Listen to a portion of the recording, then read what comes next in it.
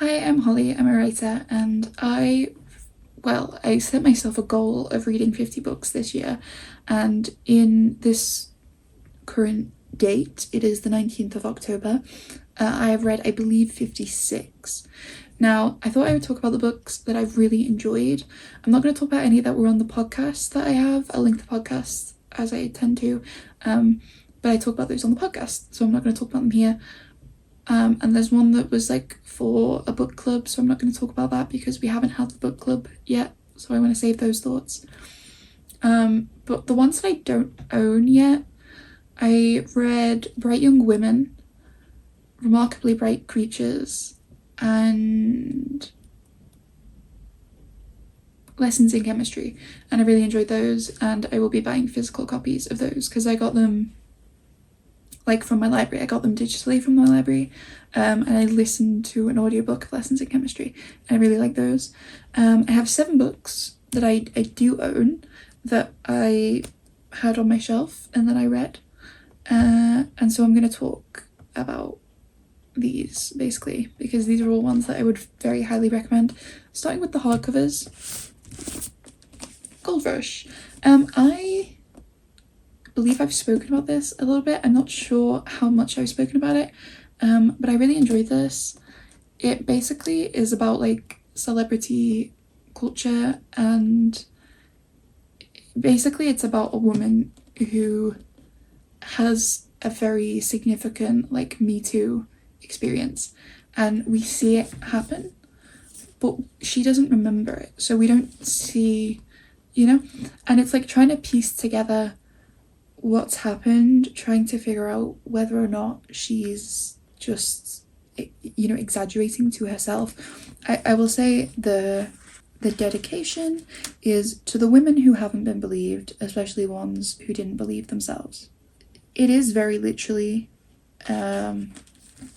about like coming to terms with something that's happened that you don't know if it's happened, but it was really interesting to me because it dissects like the complex, like it's obviously a very individual experience. Regardless of how many people have had similar experiences, your specific experience is always going to be a little bit different. The way that you sort of feel about it and come to terms with it is going to be different, and it really went into some areas of that discussion that I thought were quite new.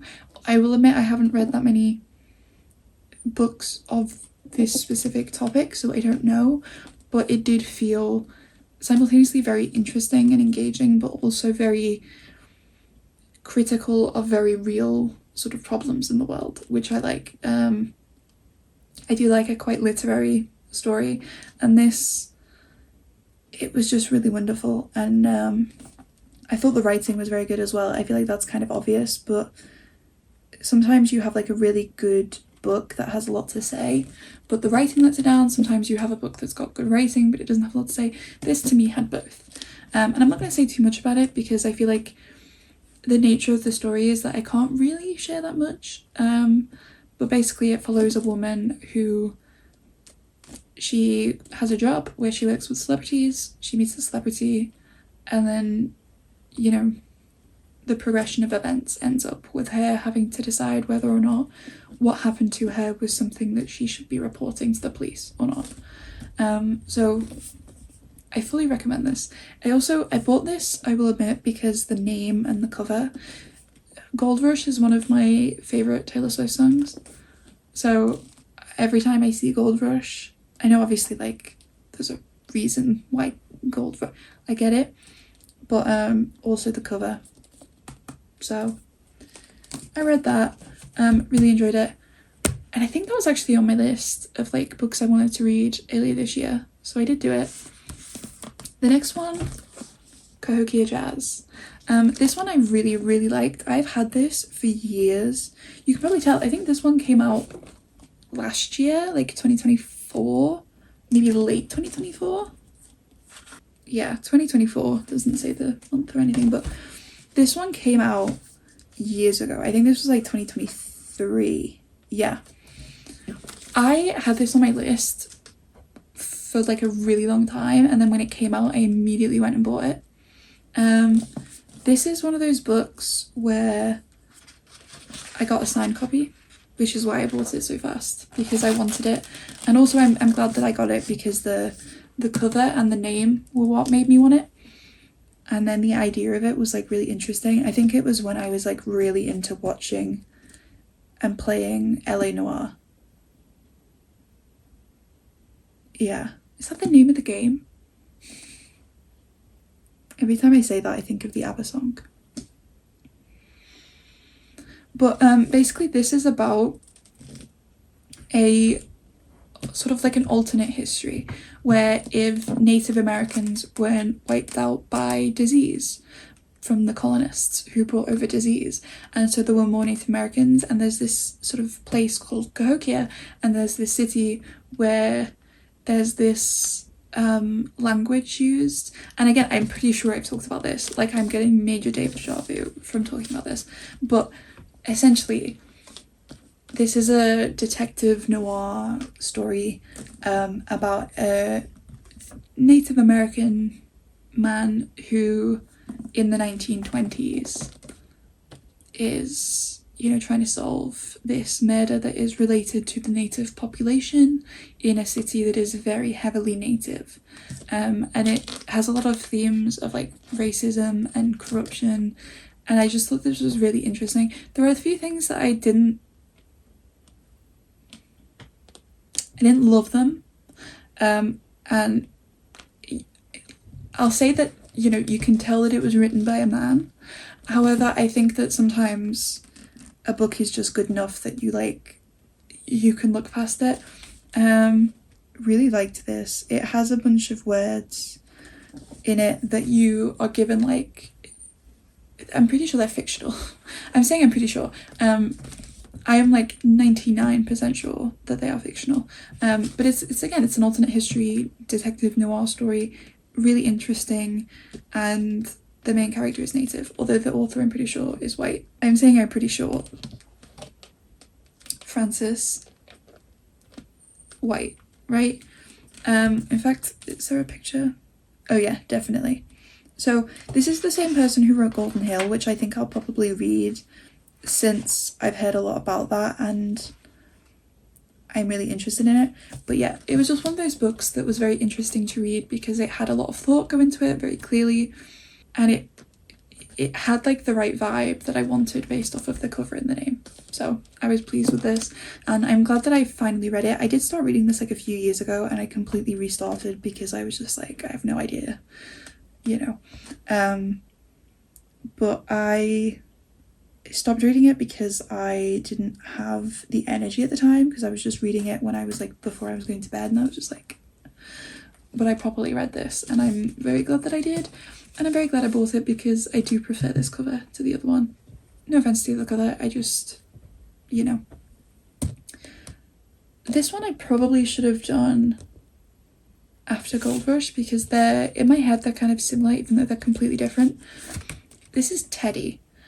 I am so annoyed that this author doesn't have anything else out. There is another book coming out soon, I think next year, but it's a completely different genre, which is fine. I would be a hypocrite if I said that you have to write in the same genre, but also it is I will have to see.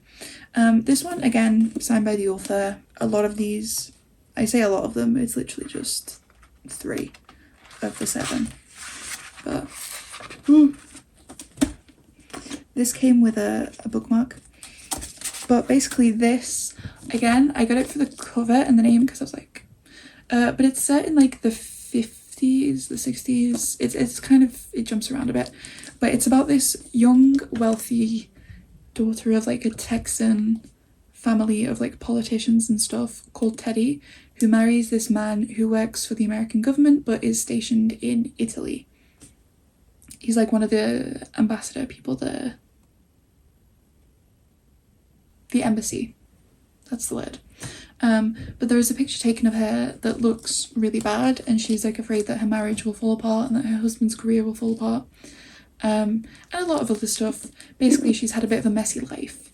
But it's mostly about like her coming to terms with what she actually wants rather than what people tell her that she should want, because she has never quite succeeded at being what people expect her to be, but she's never been what she wanted to be. Like, she's never been really happy, you know? So she does a lot for other people. But basically it's got a lot of good vibes in terms of, like, I read this during the summer because I literally saved it for the summer and then I forgot and almost didn't read it in the summer because but it's set in like Rome in like the 50s, 60s sort of period. And the woman in it is one of those like very beautiful women, so it's very, I don't know, I think there's a nice vibe in a lot of stories that have like very feminine women in it, you know what I mean? When I was growing up, that was always something I absolutely loved, like in films, and I always hoped that I would be like that one day. We'll see, maybe one day, but it just was a really good time. And again, I don't want to say too much because the actual thing that is like said in like the blurb to happen doesn't happen straight away. It happens quite late into it, and so I was surprised because I actually was enjoying the ride a lot more than the blurb makes it sound like there is going to be a ride to begin with. But it goes into like a lot of the double standard stuff. It goes a lot into the way that women were treated, the way that women, you know, were punished for things that weren't their fault, and it does it in a very fun setting with a character who is really interesting because she's kind of like, she's supposed to be a bit stupid in the sense that she just doesn't really understand the world, and I think that's really fun. I like that. I like women who aren't perfect by any means. So that, very fun. I would recommend reading that. As I said, like in the summer, get yourself some, either like a sorbet or like, I guess you could have gelato or just ice cream, but get something like nice and read it in the sun. And it's kind of heartbreaking because it is about a woman in a world that is not really for her, but which it punishes her for things, and it's really unfortunate, but it's also really fun at the same time, which I love when there's that dichotomy in a book. I think it's really fun. Next one is non-fiction. This is the final hardcover. Again, signed by the author. Ta-da! This smells really good. Like, every now and then I pick up a book that I've not smelled in a while and it's so good. This is Sword. I did speak about this, I think, so again, I'll try and keep this short. But this is about Sword Beach from the D-Day landings. It was while I was reading this that I figured out exactly what the book that I was gonna do for the World War II book that I wanted to do was. I had been really struggling to think of what angle I was going to go for that book, and then subsequently the sequel that I decided to create, because I was like, actually I want to go a bit wider with my scope, but I had no idea. I didn't know where I wanted to focus on the war, and then I read this because I saw that this was new out and it was signed, and I was like, might as well. And I really liked it. It just cleared that up, and I think it was really interesting to read about one of the lesser known beaches, but a beach that was objectively very important, and it covered like a lot. Like, if I'm trying to find the contents page, yeah, so it goes in from like the very beginning. It talks about the paratroopers, which is important, as well as the people on the beaches, and it's quite detailed in it, but it has a very human first approach. Like, it's not just the history, it's the history as it affected the people. And I really like that. It's the beach that both of the brothers are technically correlated with. So it makes sense that I would have read this. I didn't know that at the time, of course. But yeah, this is just, it's really good. I'm really bad at explaining. I feel like some of the, I swear I will talk more about these, but like it is a non-fiction book, so you kind of have to read it, because otherwise I would just be telling you facts. And for these ones, the plots are so, like, the spoilers would be the only way for me to understand how to explain the plots, because like the things that happen in those books, you learn about them as they sort of unravel for the characters. Do you know what I mean? So this is a book that I just fully recommend if you want a book about the war. It's semi-recent. I think it should still be in hardback right now. But it was really good, and it was really interesting, and it was very good for research purposes, I will say. I do need to reread this though with that in mind, because the first time I read it I didn't have that in mind at all. It's just really interesting, and I recommend it. And I can't say too much about it. I think I did talk about it in my like non-fiction reads video. If you want maybe a little bit more, I don't know how much more I said, but yeah, it's a really good book about D-Day, but about a beach that is less talked about. I think a lot of D-Day stuff as well covers the Americans, which makes sense, but the stuff that happened on Sword was pretty significant, and it's a bit of a shame that it's not talked about as much.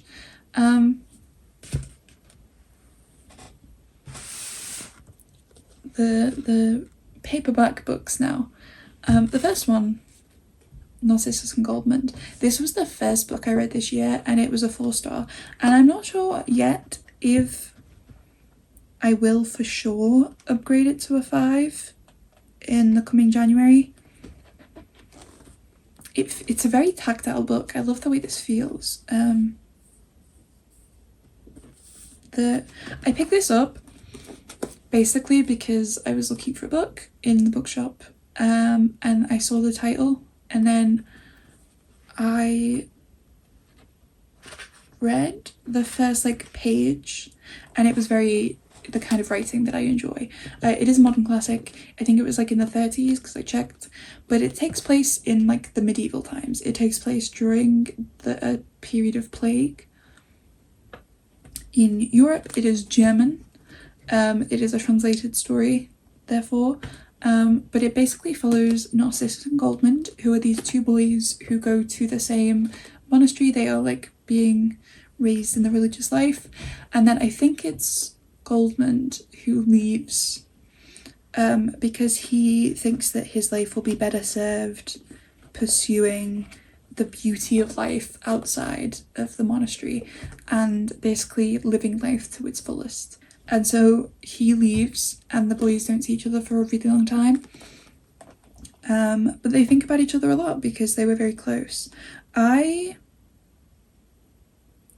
was like fighting myself for a really long time. I was like, I would immediately write an essay on the queer undertones of this story. But I didn't. I held myself back until I think it was like halfway through.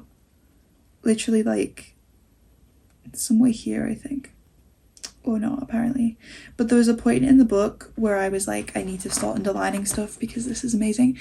Which is why I think it's going to be a 5, because I have not stopped thinking about this. It really is just so interesting because obviously, as I said, plague.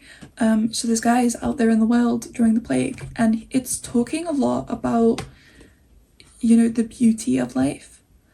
But it also has a lot of stuff about the relationships that we form and the way that we, you know, carry them with us, the way that they influence us, the way that we can influence other people, sometimes even without meaning to, sometimes in a really negative way, and sometimes in a really positive way.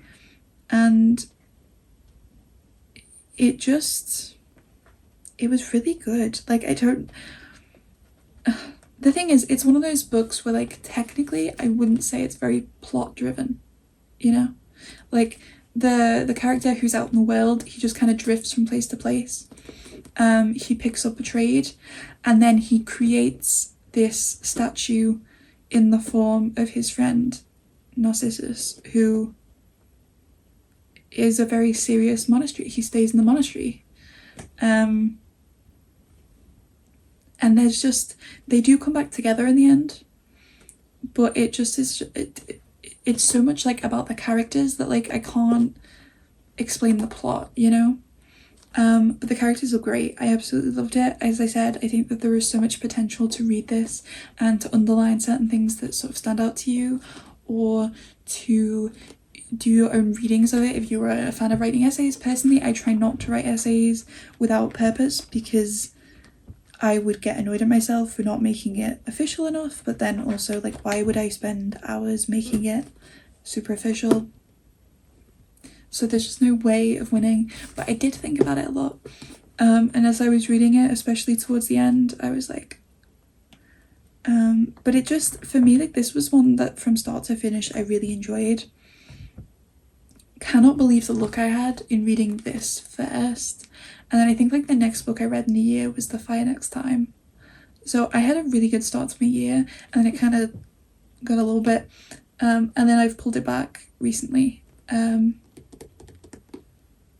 fact, Gold Rush Teddy, one of the ones that's coming up, and I recently read Atlas Shrugged. I should have put that in this list, but I don't need to. Atlas Shrugged is another one. I think it will stay as a 4 rather than being promoted to a 5, but it was a really good book. Really infuriating because of how, like, the world as we know it is sort of being reflected.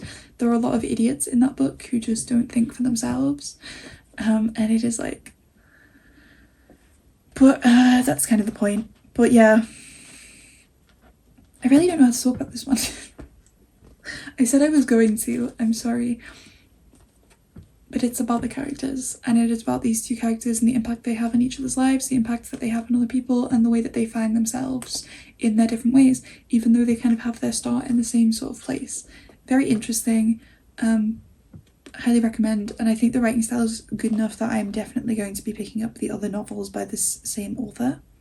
Yeah, Steppenwolf and Siddhartha are the same author, so it absolutely, to me, makes sense that I would read the others, because I think they are more well known than Narcissus and Goldmund, which isn't to say this isn't well known, but those are the ones you tend to hear about in, like, lists of classics and stuff.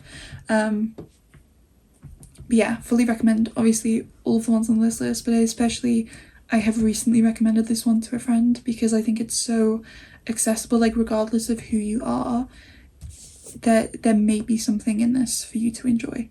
Obviously that's not true of everybody, but I think that it's got a more diverse appeal than some of the others. The Little Friend. You can see my tabs. I've made a few little notes for myself. I'm going to transfer these across to my other copy and then annotate. But I'll do that, I think, on my next read of it, because I do want to read it again and make notes of it, because I'm doing my dissertation on this for university. Not just this, but this is one of the texts. But I had to get another copy because I actually really enjoyed this, like, a lot. So I didn't want to destroy this with annotations in the margins.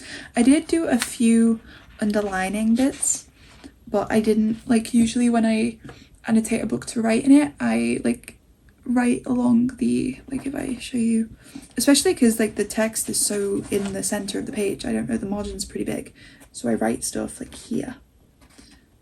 Is that even, I don't know, there. And I like doing that a lot. But this, I really enjoyed. This smells so good.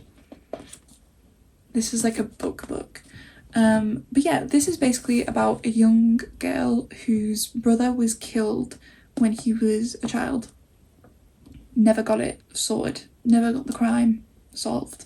And it's kind of weird because they were a pretty affluent family.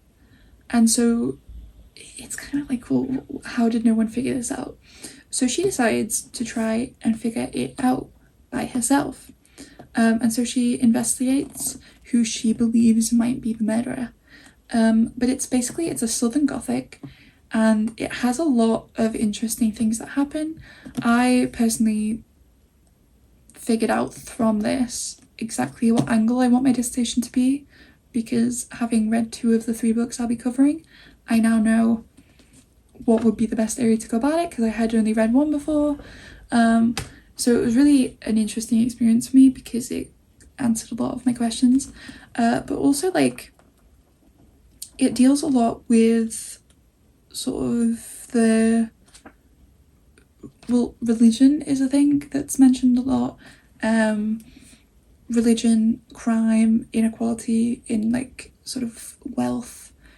You know, you've got this murder that happens and it never gets solved from her little brother, and her family's not been the same since, so there's a lot of interesting family dynamics which change a lot. I just remembered something that happens relating to her family.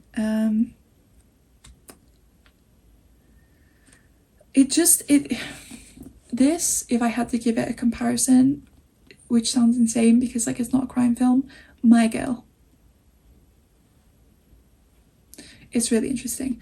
I first gained interest in this because of the cover. There's a cover of it that you can't get anymore, but it had a water tower illustration on it and it was beautiful. That is the same copy of The Song of Achilles that I have. I also have Fugitive Pieces, which is another book in the same, it's like a range of the books. I think it was something classics, I don't know. But this, so worth it, honestly. Like, I absolutely loved this. Did I make a key for what these, because I have different colours here. Oh, I don't know why that was in there, but I don't know why it's a different colour, whatever. But like, it was just really interesting because basically she doesn't figure out, spoilers, she doesn't figure out who killed her brother, but a lot happens. There is more crime in the story that is explored, and there are multiple different sort of narratives in the book because she also has a friendship with this other boy who they kind of fall apart a little bit, their friendship, and it's changing, and she's growing up and she's, you know, dealing with all of these confusing feelings about her family and her brother and her friendship. And it's basically a coming of age tale set across a crime that happens. And it's one of those books where, that's why I compare it to My Girl, because it has that sort of thing where you are in this little girl's life for so long that you just want things to be okay for her. And she does some messed up stuff. She, I mean, this isn't, you don't know who, but technically she does attempt to kill somebody. It's like, my God, it's just one of those things where it's like, okay, you know, really interesting, very in-depth. It is pretty chunky, and I do think it probably could have been a little bit shorter, but at the same time, there were very few moments where I was like, this is lagging a bit. I really enjoyed it, and especially towards the end I was like, I don't want this to be over, but I need to finish it, which is a really good sign with the book. So I, again, would fully recommend reading this one. I didn't love The Secret History. I think it's a really interesting book, but I didn't enjoy it that much. I think that there's quite a fair amount of The Secret History that could be cut out and not very much would actually change. And so reading it tends to, I get a bit bored at certain points, which it's otherwise a really fine book, especially because there is so much to analyse, which is why I'm doing my dissertation on Dawn Tartt in the first place, because I was like, I need to talk about this book. But this, for me, held my attention a lot better. It was like a lot less filler, despite it being longer, I think. It's hard to tell because the writing's so small, but there are more pages, so like, oh, there's not more pages technically, but it's thicker, but the other one's denser. It's so difficult to tell. Whatever. I really like this. I thought it was really interesting. There are a lot of things that you can discuss about. Like, this is, again, I'm going to be writing a big essay about it, my dissertation, because it's so interesting. And again, I can't really, like, I don't want to spoil everything that happens beat for beat, but it just brings in so many different themes that are really interesting. And it is set in, is it set in like the 60s? I think it's set in like the 60s because her brother is killed by being in a tree, you know? Yeah. But it's a Southern Gothic. I thought this was brilliant. I will definitely be reading this again for fun as well as to write my essay on it. But I think it was really, like, seeing everything come together, all of the different things that are seemingly not that important. It's really fun. There's a lot of detail into it. Yes. The final book. It's been so long, and yet I've said so little. Story of my life. This is The Count of Monte Cristo. I didn't enjoy this as much as The Three Musketeers. However, this was really good. I'm not going to pretend that it wasn't. For anyone who doesn't know, this is about a man who goes to prison for a crime that he was innocent in, right? He didn't know what he was doing. He was doing a favor for a dead man, and it turns out that it was an act of treason. And so he goes to prison because somebody rats him out because they are jealous of him.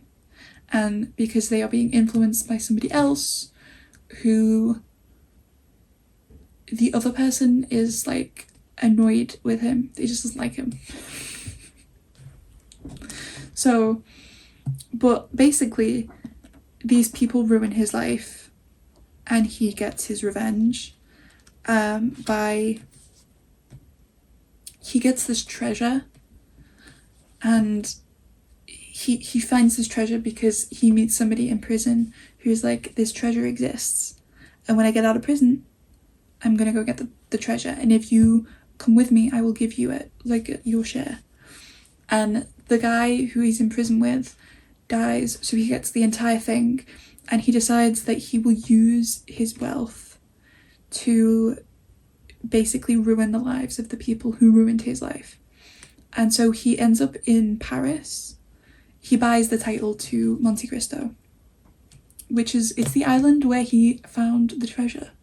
And so he basically goes to Paris, to the society where all of these people are living, to ruin their life. Oh, one of the people as well is the judge who knew that he was innocent and yet prosecuted him anyway, because he was afraid that he would share a secret about him, which he didn't even know to begin with. Like, he was afraid a secret would come out if this guy was set free, so he sent him to prison. So he's got these three people whose lives he wants to ruin, and a few people whose lives he wants to make better because they did him a good favor, right? And so it's set primarily in like France, in Paris, and it's just so good. Like, it's so juicy.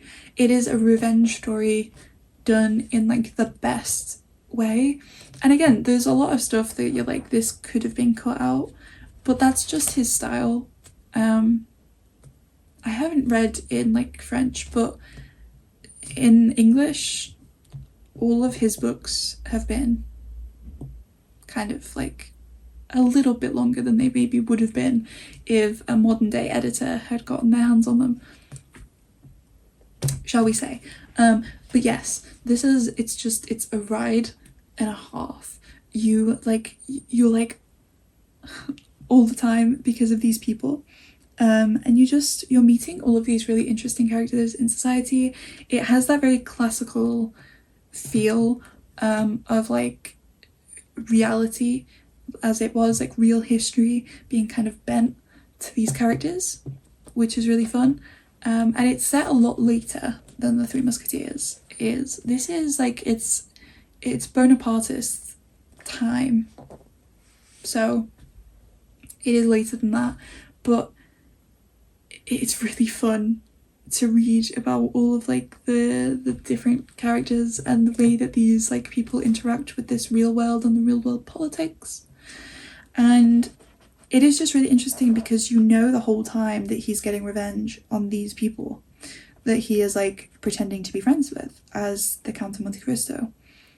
And there are like 117 chapters.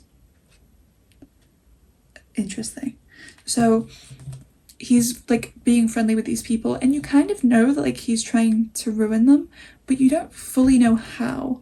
And then you start to see the pieces of the plan come together, and you're like, and so it's like literally the gossip and the drama, you know.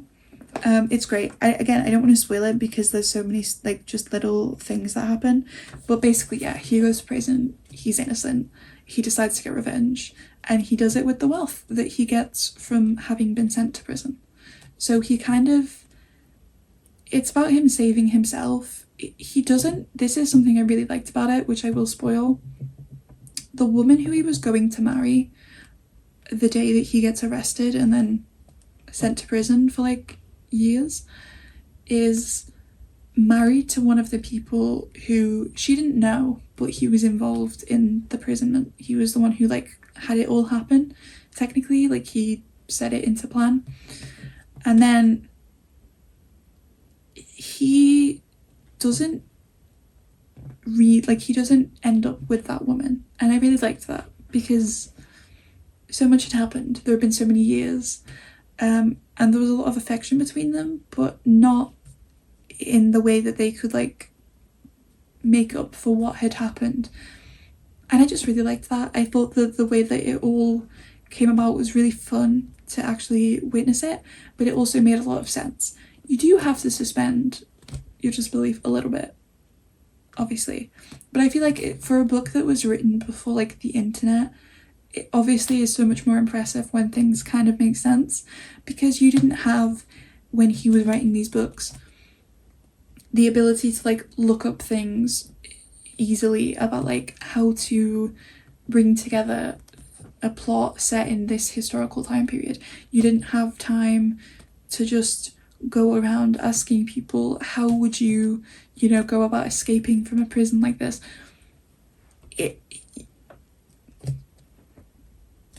There is a reason it is a classic. Read it. It's really long, but trust me, it's very fun. It doesn't feel as long as it actually is. I think I read like 80 pages at a time because it was really easy to read.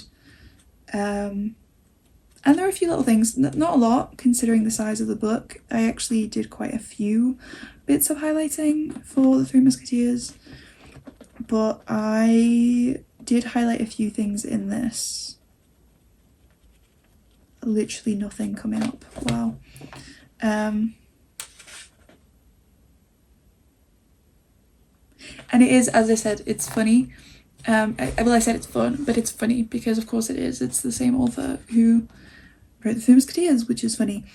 There were little things that I had to like highlight because I was just like, okay.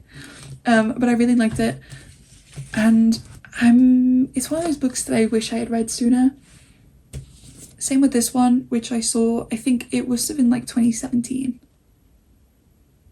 that I first saw this, with like the Song of Achilles and stuff. I should have bought it then, I should have read it then, but also maybe I would have appreciated it more as an adult than I would have like at that age. Who's to say?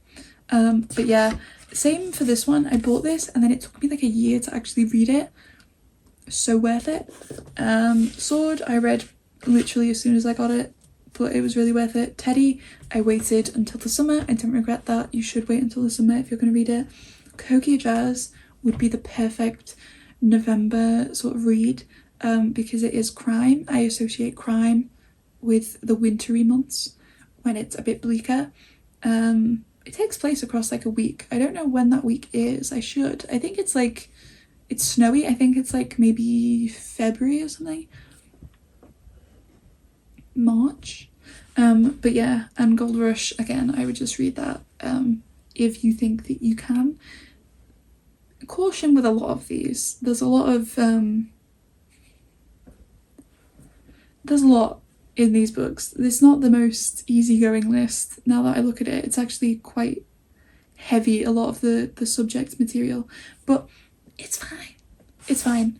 I hope this wasn't too rubbish of a video. My brain isn't switched on today. I'm in a blanket, it's quite cold, it's very wet, and I just thought I would do a quick wrap up.